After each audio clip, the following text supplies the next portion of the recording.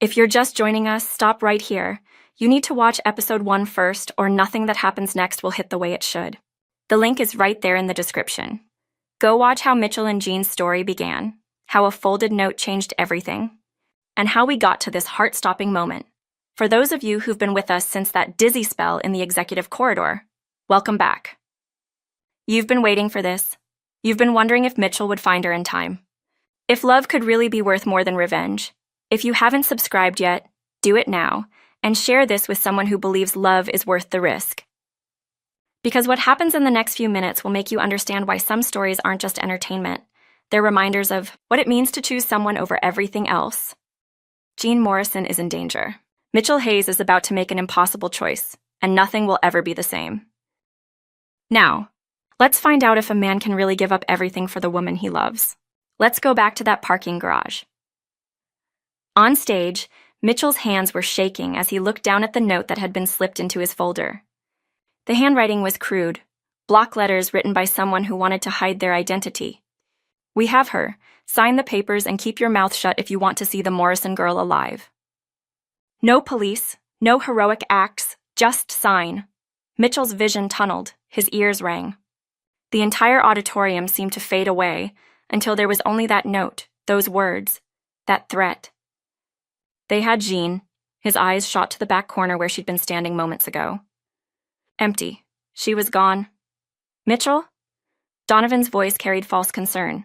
"Is everything all right?" Mitchell's head snapped toward Garrett, and he saw it immediately. The slight smirk his half-brother couldn't quite hide, the satisfaction in his eyes. Garrett had done this, had taken Jean, had threatened her to leverage Mitchell's silence.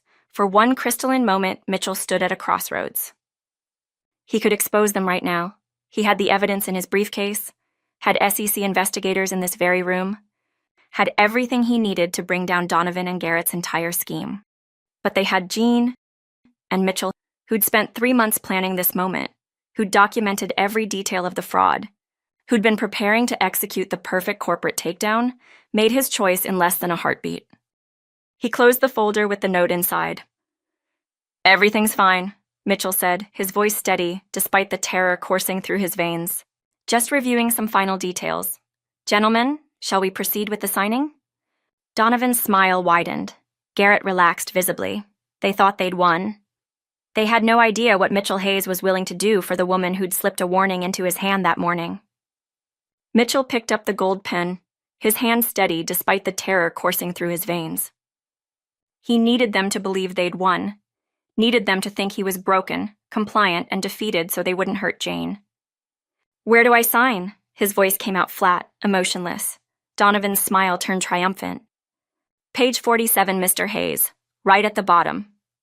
Mitchell flipped through the documents with mechanical precision, found the signature line, and signed Mitchell A. Hayes in his distinctive script.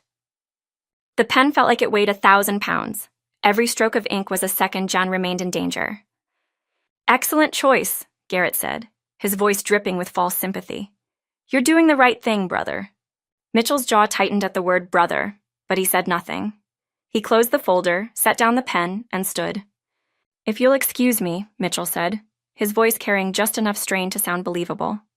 "I need a moment." "Mitchell, we should announce—" Donovan started. 5 minutes. Mitchell's tone left no room for argument. He walked off the stage, ignoring the confused murmurs from the audience, ignoring Garrett's satisfied smirk. Dominic met him in the wings, his face grim. "Boss, we tracked her. Parking garage, level B3. But Mitchell, I know." Mitchell was already moving, his long strides eating up the distance to the service elevator. "How many?" "2 men, armed. But boss, there's something else. Tell me on the way." They took the service elevator down, Dominic briefing him rapidly. Jean's phone is still active. "Location service is on. Either they didn't check for it or she hid it deliberately." Mitchell's eyes widened slightly. "She's smart enough to know we could track her. More than that." Dominic pulled out his tablet, showing a live audio feed. She activated the voice recording app before they took her. "We've been listening to everything." Mitchell grabbed the tablet, and a man's voice came through clearly. "Told you she'd be easy to grab. Stupid girl should have minded her own business. Once Mitchell signs those papers, we don't need her anymore. Boss Donovan said we can dispose of her quietly. And Hayes won't know until it's too late, another voice added. Mr. Garrett also instructed to make it look like an accident. Mitchell's blood ran cold, but then he heard Jean's voice, small but deliberate. So Garrett Hayes and Vincent Donovan ordered my kidnapping? To force Mitchell Hayes to sign the merger documents? You're a quick one, aren't you? One of the kidnappers laughed. Yeah, Garrett's paying us 50 grand to grab you, hold you until the signing's done, then make you disappear. Said his half-brother's too soft to let anything happen to his little girlfriend.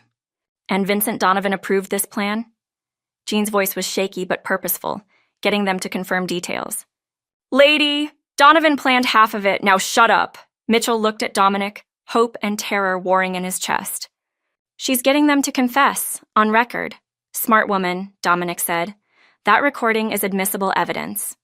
We've got Garrett and Donovan on conspiracy to commit kidnapping, attempted murder, and corporate fraud. Smart and stupid, Mitchell hissed, knowing she is in immediate danger if discovered. Please be safe till I get to you, he whispered almost like a prayer. The elevator doors opened on B3. Mitchell handed back the tablet. Send that recording to the FBI and state police. Now, I want arrest warrants ready before I get her out of there. Already done, boss. Units are standing by outside the building. Good. Mitchell's voice dropped to something deadly. Because I'm about to make Garrett wish he'd never been born. They moved through the concrete maze of the parking garage, following the tracker signal. Mitchell could hear voices ahead, rough, male, threatening, and then Jean's voice, stronger now, defiant. No, you're going to have to shoot me right here, right now, because I'm not getting in that car willingly. Mitchell's heart seized. That was his jaunt, terrified but refusing to make it easy for them. He signaled Dominic to hold position and stepped out from behind the concrete pillar. The scene that greeted him made his heart stop. Jean, his beautiful, brave Jean, with her hands zip-tied behind her back so tightly that the plastic had cut into her delicate wrists. He could see blood, her blood, seeping from where the ties had bitten into her smooth olive-brown skin. The sight of those red marks of her blood nearly brought him to his knees. But he kept his face cold, his voice steady, even as something inside him shattered at the sight of her hurt. They started to physically lift her toward the car, and Jean opened her mouth to scream. Let her go. The voice cut through the garage like a blade, cold and deadly and absolutely furious. Mitchell Hayes stepped out from behind a support column, and Jean had never seen him look dangerous before, but he looked dangerous now.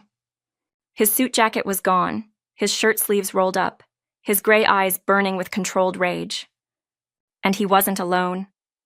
Dominic Reeves and 2 other security guards flanked him, forming a wall between Jean and the SUV. The tall man spun Jean around, using her as a shield, the gun now pressed against her temple. Stay back, Hayes, I swear to God, I'll shoot her.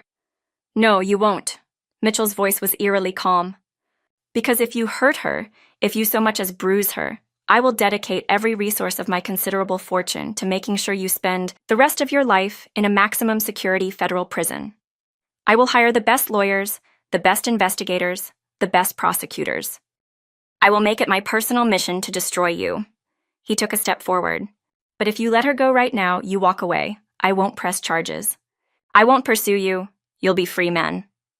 Bullshit, the shorter man spat. You expect us to believe... I expect you to believe that Jean Morrison's life is worth more to me than revenge? Mitchell's eyes found Jean's across the distance, and what she saw there made her heart stop. So much more. She's worth everything. The confession hung in the air, raw and honest. Jean felt tears prick her eyes because Mitchell Hayes, brilliant, powerful, controlled Mitchell Hayes, was offering to let criminals walk away free just to keep her safe. Mitchell, don't, Jean started to say. Shut up, the tall man hissed, but his grip had loosened slightly, uncertainty creeping into his voice. You really mean that? We let her go? We just walk? You have my word. Your word doesn't mean shit if you're lying. I'm not lying. Mitchell took another step forward, hands raised, completely vulnerable. Look at me. Really look. Do I look like a man who's bluffing about the woman he loves? Loves. The word hit Jean like lightning. Mitchell had just said he loved her. Out loud. In front of witnesses, while she was being held at gunpoint, the 2 men exchanged glances again, clearly wavering. The tall one's gun hand was shaking now, not with threat but with indecision. How do we know you won't have your security team grab us the second we let her go? Because I'm going to tell them to stand down right now. Mitchell turned to Dominic. Dom, take your men and leave the garage, all of you now. Boss, that's insane. Now, Dominic, that's an order. Dominic looked like he wanted to argue, but something in Mitchell's face stopped him. You better know what you're doing, he muttered, then gestured to his team. Fall back, all of you. Stairs and elevator exits. Let's move. They withdrew, leaving Mitchell alone and unarmed, facing 2 men with guns and Jean as their hostage. There, Mitchell said once they were gone. No security team, no backup, just me. Now let her go. How do we know this isn't a trap? You don't. Mitchell's voice dropped lower, more intense. You have to trust that I'm telling you the truth because you have my woman. That I care more about her safety than catching you. That I'm willing to let you walk away free if it means she doesn't get hurt. The tall man's resolve was crumbling. John could feel it in the way his grip on her arm had loosened, the way the gun was no longer pressed quite so hard against her head. Let her go, Mitchell said again, softer this time, almost pleading. Please. Just let her go. For a long moment, nobody moved. The garage was silent except for Jean's rapid breathing and the distant sound of traffic above. Then the tall man made his decision.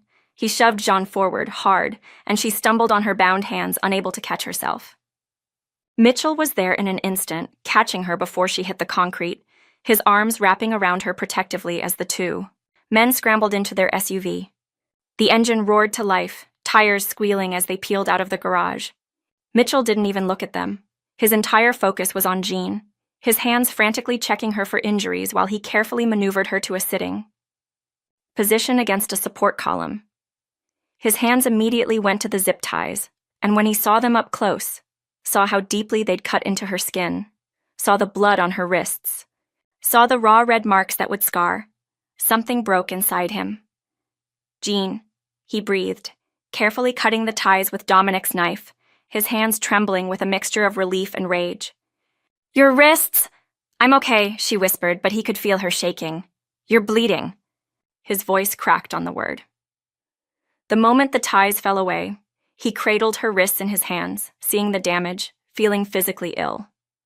They hurt you, Mitchell, I'm okay. You got here in time.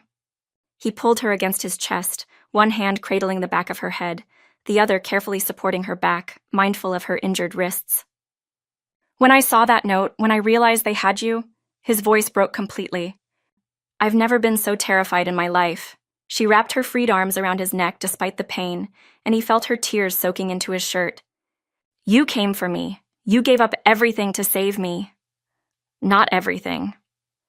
Mitchell pulled back just enough to look at her face, one hand coming up to cup her cheek. I gave up revenge. I gave up justice.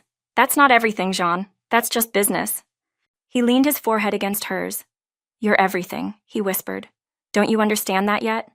You're everything, and nothing else matters. Mitchell, I love you. The words came out raw, unfiltered.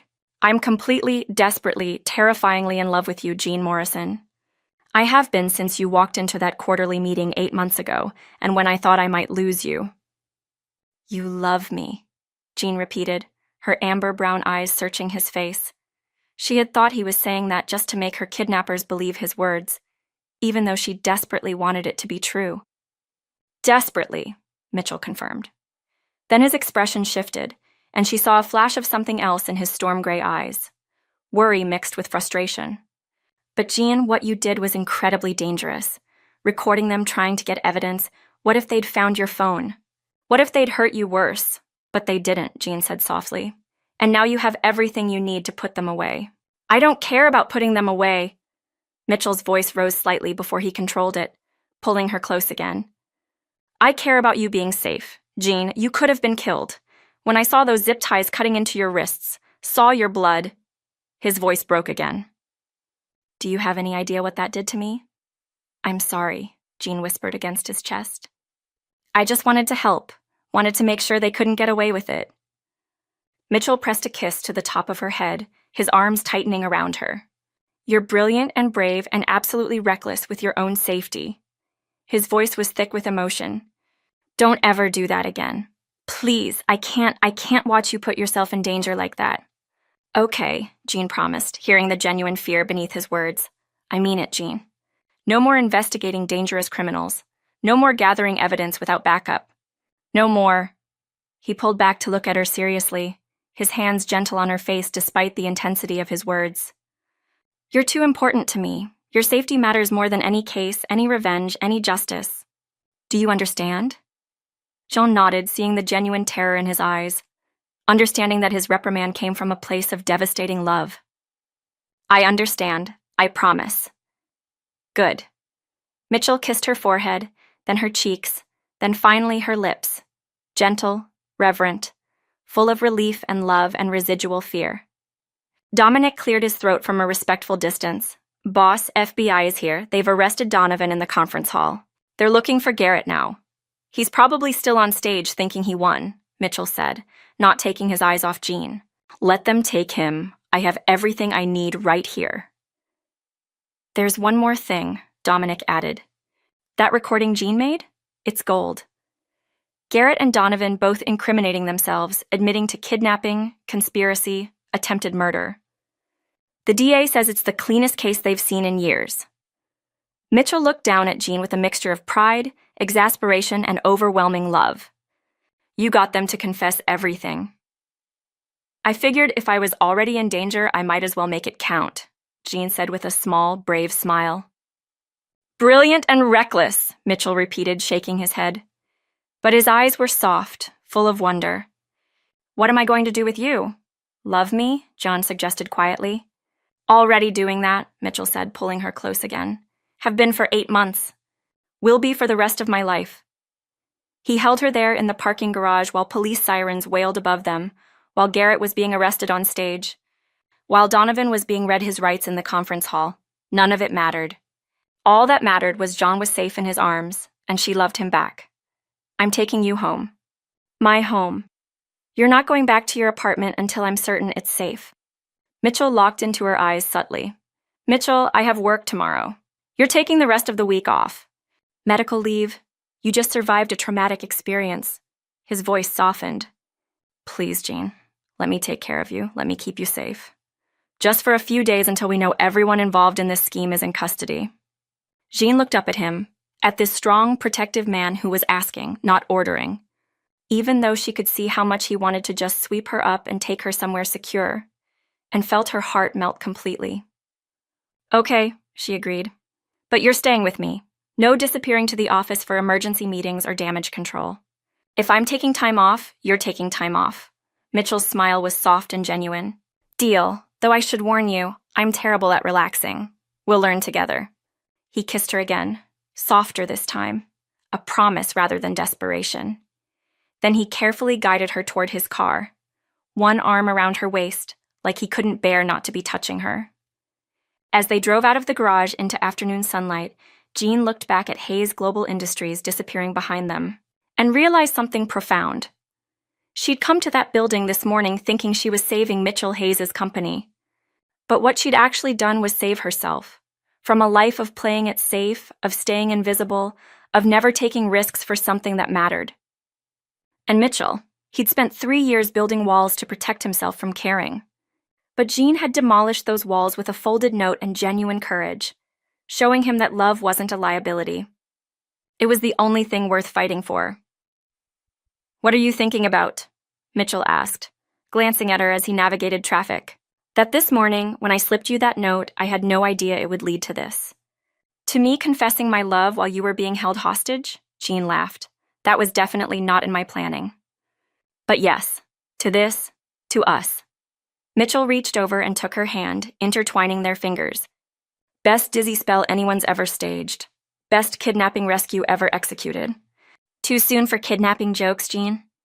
Too soon for love confessions in parking garages? Mitchell squeezed her hand.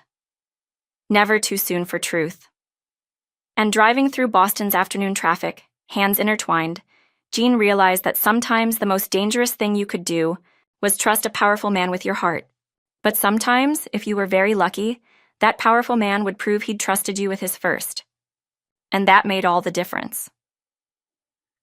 3 months later, Jean stood in Mitchell's office, their office now technically, since she'd been promoted to VP of Financial Operations and given a space right next door, reviewing quarterly projections.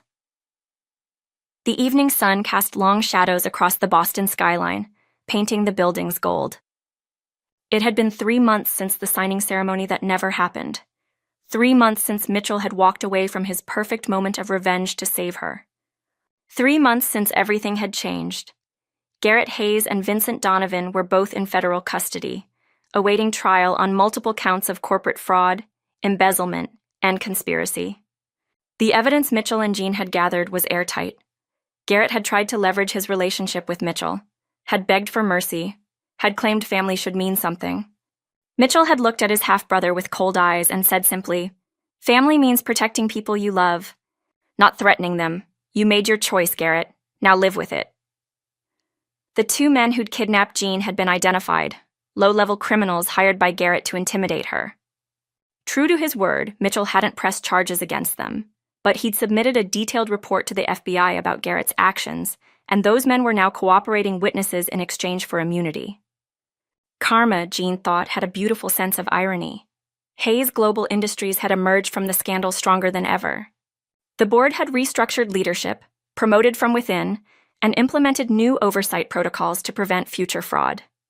Mitchell's reputation as a CEO had only grown. He'd turned down the opportunity for public revenge in favor of quiet justice. And the business world respected that. But the biggest changes had been personal. Mitchell had been right that he was terrible at relaxing. The first week after the kidnapping, he'd been impossible, checking security feeds obsessively, calling Jean every hour when she went anywhere alone. Barely sleeping because he kept waking up to make sure she was still there, still safe, still real. It had taken Jean sitting him down and very firmly explaining that he couldn't live in constant fear, that she was safe now, that he needed to trust his own security protocols. "I almost lost you," Mitchell had said, and the raw vulnerability in his voice had broken Jean's heart. "But you didn't. I'm here. I'm staying. You need to believe that." It had gotten better after that. Mitchell had slowly relaxed, though he still insisted on personally reviewing all building security at least once a week. Jean had learned to recognize when he was spiraling into protective worry and knew exactly how to bring him back. A touch on his arm, a soft, "I'm right here," a kiss that reminded him she was safe and present in his. They'd made their relationship public after the first month, not with a big announcement, just by showing up to company events together, by Jean's promotion being accompanied by full disclosure to HR and the board, by Mitchell introducing her as my partner at industry functions. There had been gossip, of course, whispers about the age difference, speculation about favoritism, raised eyebrows at the speed of Jean's promotion. But the gossip had died quickly when Jean's quarterly reports proved she'd earned her position through brilliance and hard work. And anyone who looked at Mitchell and Jean together could see this wasn't some CEO playing with a young employee. This was 2 people completely, genuinely in love. "Hey." Mitchell's voice pulled Jean from her thoughts. He stood in the doorway connecting their offices, tie loosened, sleeves rolled up, looking tired but content. "You almost done? We have dinner reservations in an hour." "Almost. Just finishing the final review of the Emerson acquisition projections." Mitchell crossed to her desk, leaned against it. "You know, you don't have to work until 7 every night." "That's not a requirement of being VP," says the man who was in a board meeting until 6:30. "Fair point." Mitchell smiled, then reached out and gently closed Jean's laptop. "But I'm learning that sometimes the most important thing is knowing when to stop working and start living." Jean looked up at him, this incredible man who'd learned to let someone past his walls, who'd chosen love over revenge, who looked at her like she was the best thing that had ever happened to him. "Who taught you that?" she asked softly. "A brilliant financial analyst who staged a dizzy spell to slip me a warning note." Mitchell pulled her to her feet, into his arms. "She's been teaching me a lot of things. Like how to trust someone completely, like how love isn't a liability, it's strength. Like how the bravest thing you can do is let yourself be vulnerable with someone who sees your worth." Jean wrapped her arms around his neck. "She sounds wise. She's extraordinary." Mitchell's voice dropped lower, more serious.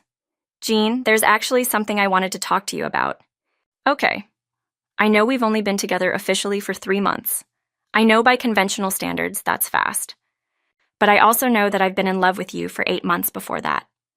I know that you're the first person I think about when I wake up and the last person I want to see before I sleep." I know that when I imagine my future, you're in every single picture. Jean's heart started racing. Mitchell, wait, let me finish before I lose my nerve. He stepped back slightly, and Jean watched in shock as Mitchell Hayes, powerful CEO, self-made billionaire, man who commanded boardrooms with a look, dropped to one knee in front of her. Oh my God, Jean breathed. Jean Morrison, you saved my company. But more importantly, you saved me from a life of being alone, of thinking that walls kept people safe when all they really do is keep people lonely. You showed me that love is worth the risk, that being vulnerable is a kind of courage, that the right person makes everything, all the danger, all the fear, all the uncertainty, worth it. Mitchell pulled a small velvet box from his pocket, and Jean's vision blurred with tears. I'm not promising you a safe life. My world is complicated and sometimes dangerous, and there will always be people who see you as leverage. But I'm promising you that I will spend every single day of the rest of my life protecting you, cherishing you, partnering with you in everything. I'm promising you that you'll never face anything alone again, that we'll build something together that's stronger than any threat, any enemy, any obstacle. He opened the box, revealing a stunning ring, a deep blue sapphire surrounded by diamonds, elegant and unique, so perfectly Jean that she gasped. Marry me, Jean, not because it's been long enough or because it's the logical next step. Marry me because 3 months ago, you walked away from those men, and I realized I couldn't imagine a future without you in it. Marry me because when I held you in that parking garage, I knew with absolute certainty that you're the person I want beside me for every challenge, every triumph, every ordinary Tuesday morning for the rest of my life. His voice broke slightly. Marry me because I love you more than I thought it was possible to love anyone. Because you're my partner, my equal, my everything. Because that note you slipped into my hand changed my entire world, and I want to spend forever showing you how grateful I am that you were brave enough to trust me with the truth. Tears were streaming down Jean's face now, and she didn't even try to stop them. Mitchell Hayes, controlled, composed Mitchell Hayes, was on his knees in front of her, his gray eyes shining with emotion, his hands trembling slightly as he held that ring, looking up at her like she was the answer to every question he'd ever asked.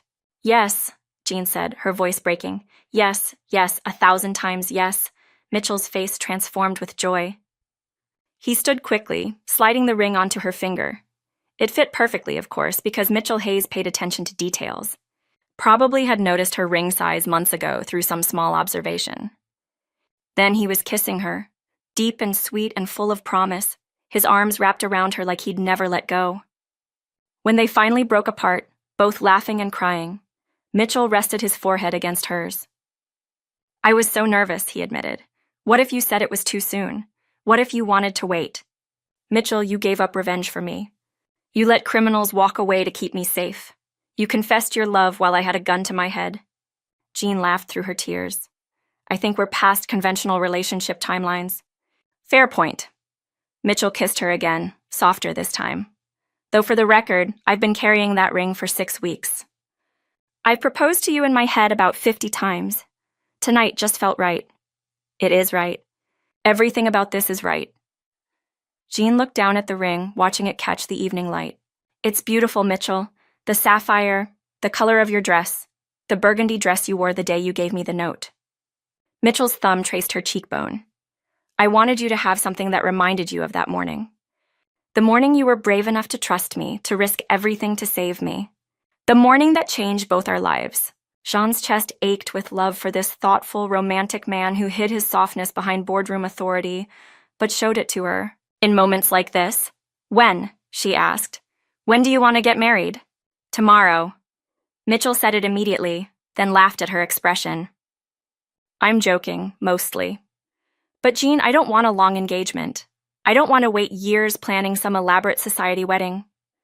I want to marry you soon. Small ceremony, just people we love, focused on us rather than showing off for business contacts. That sounds perfect. Jean smiled.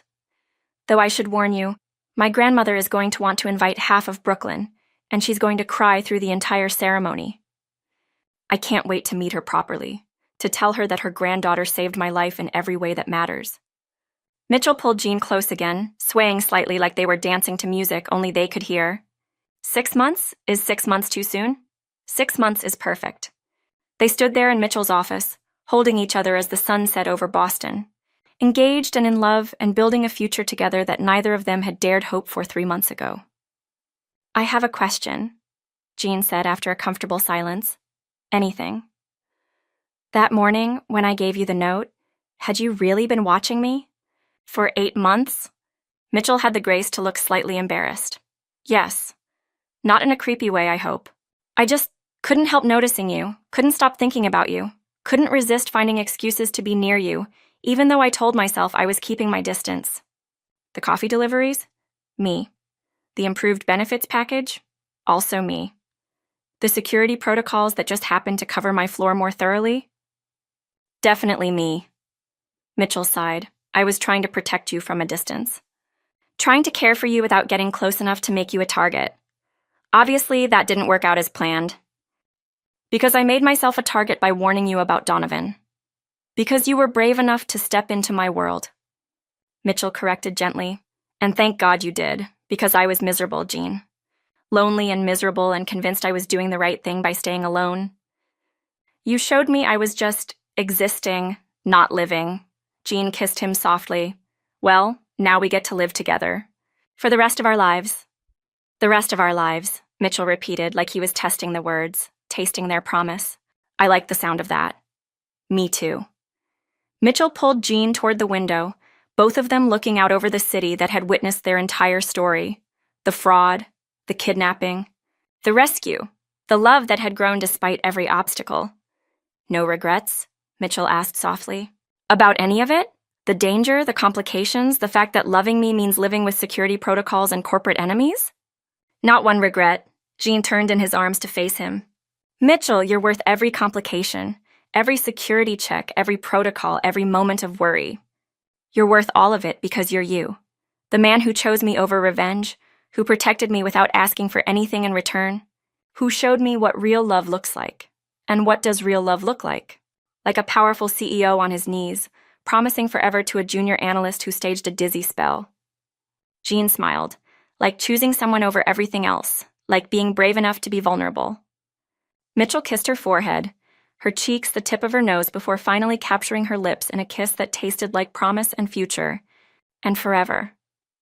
Did Mitchell and Jean's story remind you that love is worth every risk? That sometimes the bravest thing we can do is trust someone with the truth and trust them with our hearts? If this story touched you, if you felt every emotion, every fear, every moment of desperate love, then subscribe, share, and turn on notifications. Because stories like this, stories about courage, sacrifice, and love that conquers everything, they need readers who believe in them. Also consider buying me a coffee, because your support, whether it's $1 or $50, tells me these stories matter. That emotional journeys like Mitchell and Jean's are worth the hours of crafting every confession, every protective moment, and every desperate choice. Thank you for being here, and thank you for being part of Mitchell and Jean's journey from a folded note to forever.